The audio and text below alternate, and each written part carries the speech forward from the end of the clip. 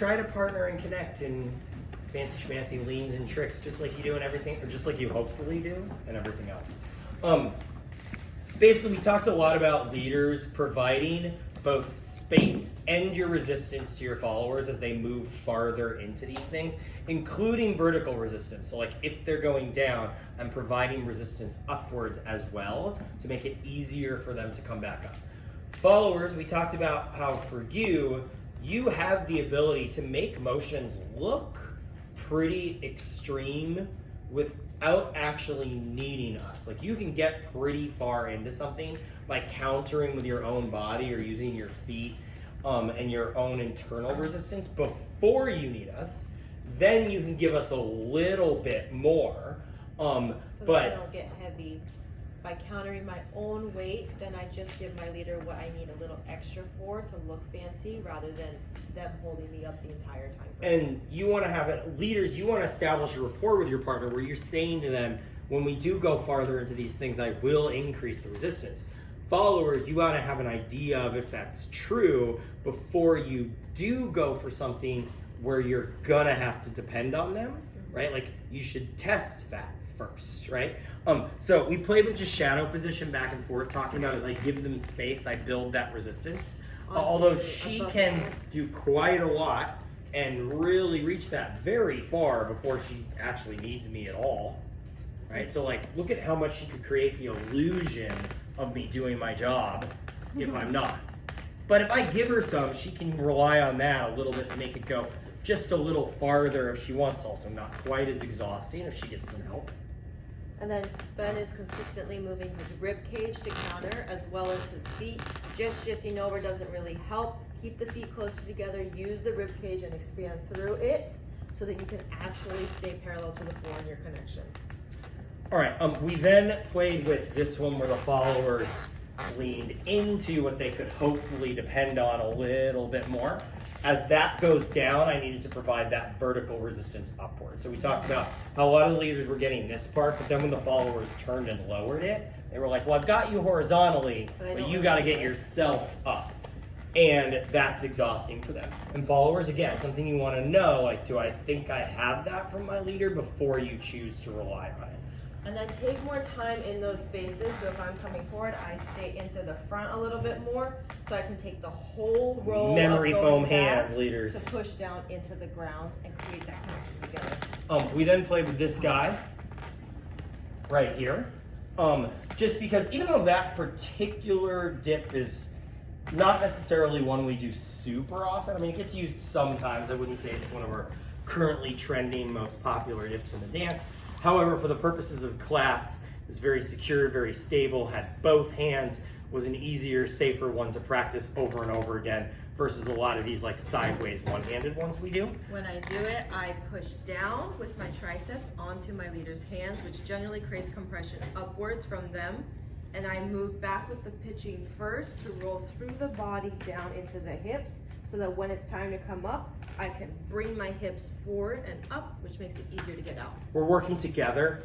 Either one of us can choose to go up out of that, but if you feel like the other person's not going with you as you come up, you should then wait for them. It's very difficult for either person to make that come up on its own. Followers, totally lifting yourself, leaders lifting a dead body. We want to work to get, not that I have experience with that, it's just Halloween swing thing, so the analogy felt relevant. So we're working on that together to get up out of it.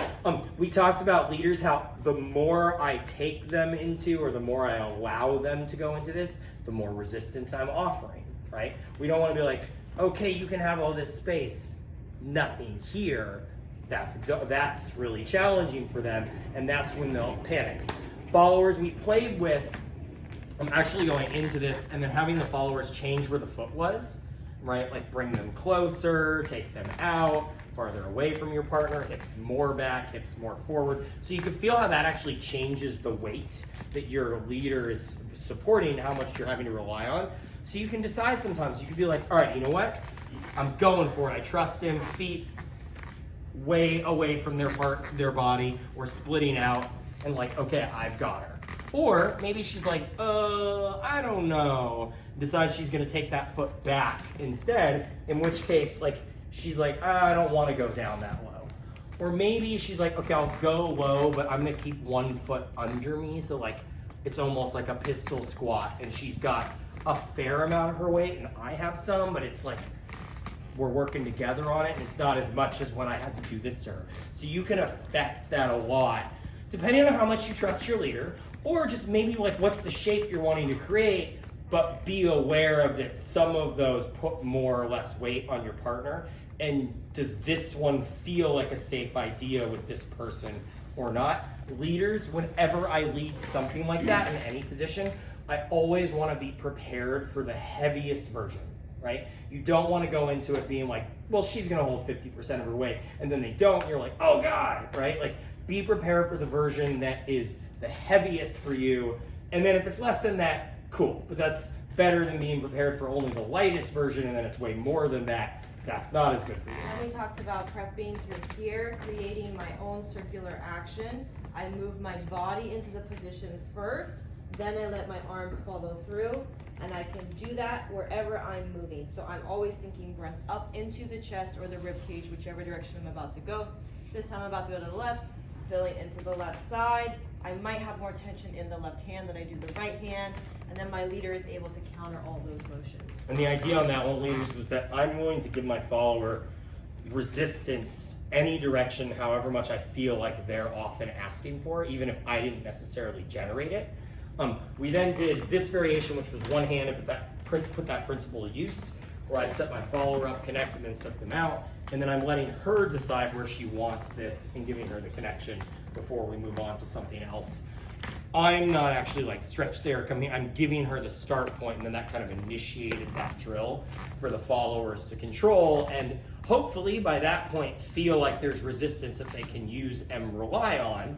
If not, then she's not going to commit as much to those motions. She can fake it pretty good, but like, I'm not giving her anything right now. She's got herself right there. But that's not what I want. I want to give her that connection to use, so she feels like we can go farther forward, or I can give her more space. And then for the follower that asks, can you move your hand out? Wherever I'm at, even if it's in the wrong positioning, I consistently think that I'm pulling into the direction away from my leader with whichever body part is possible for me to move things around.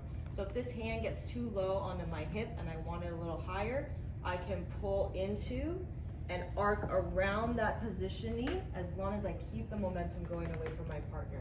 So the idea is when you travel down the line, something from one point in time is always leading me back away from my partner. We also talked about at the end, like taking this drill of like, okay, it goes more down, more back. Where is she putting her feet? I'm offering resistance as she's going down. Applying that same thing to all these other different dip positions we use, where it's like it's coming from here and it's sideways, or it's coming from here or around and it's going into a monkey bar, for example. Just a lot of those positions, they're angled differently, they're one-handed, they're not as like straight and secure. So we didn't use them for class to keep it at a comfort level that we felt would work for everybody.